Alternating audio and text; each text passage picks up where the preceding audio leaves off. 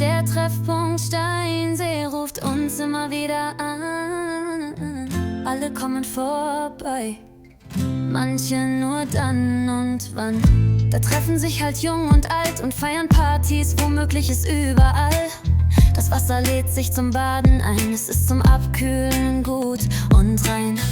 Da weht immer eine leichte Brise, drumherum ist allerbeste grüne Wiese. So war es auch an einem herrlichen Abend, die gegrillten Sachen aßen und tranken wir lachend. Da kämmst du zu mir und schaust in die Augen, deine Arme machten um mich herum einen Bogen. Wir lächelten und küssten uns sehr zärtlich.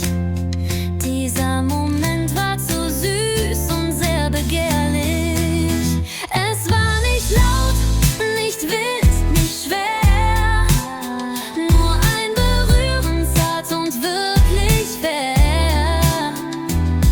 Ein Rätsel, das sich selbst ergründet,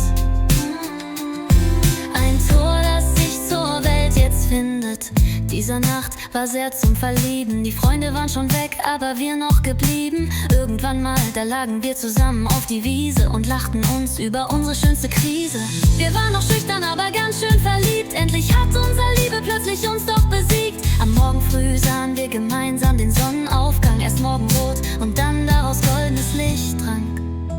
Der Treffpunkt Steinsee ruft uns immer wieder an.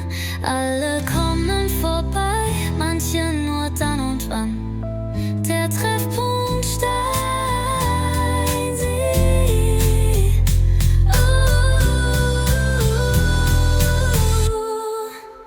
Der Treffpunkt Steinsee.